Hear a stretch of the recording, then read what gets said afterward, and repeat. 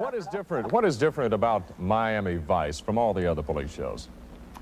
Well, for one thing, we are using video, MTV style video images with rock and roll music, pop tunes and things like that to help enhance and tell our stories, to highlight the dramatic moments and some of the more emotional moments.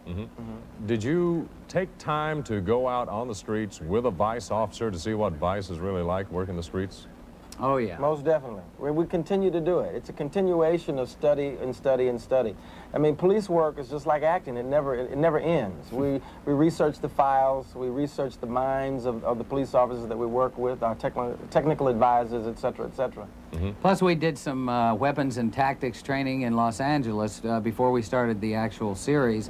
We worked for weeks on how to take a building and how to utilize certain weapons and things like that. We worked with live ammunition, so it wasn't. That was one of the more exciting parts of our research. Is there anything dangerous about doing this show?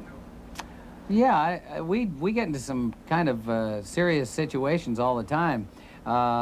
A lot of people in Miami aren't used to having a film crew down here and action such as we have in the show on the streets. So a lot of times we get a lot of real reactions from some of the stunts that we're pulling in the streets. And also, the thing I feel about Miami Vice is like the danger zone is the only safe place to be.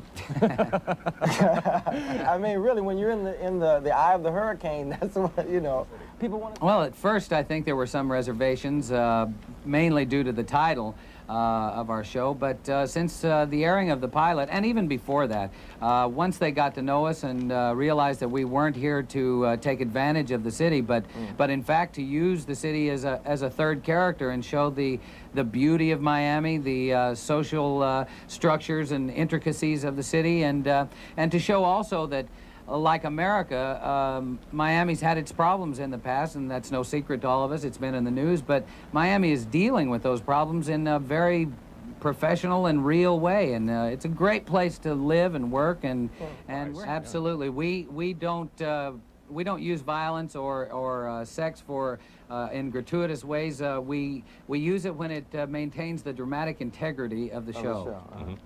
I understand also on the personal side, both of you have more than just a fleeting interest in music, and of course Nashville being the country music capital of the world. Have you ever partaken of our studio activity here? Sure. I worked with the Allman Brothers. I worked with the Allman Brothers band. I wrote some songs for them a few years back on the Enlightened Rogues album.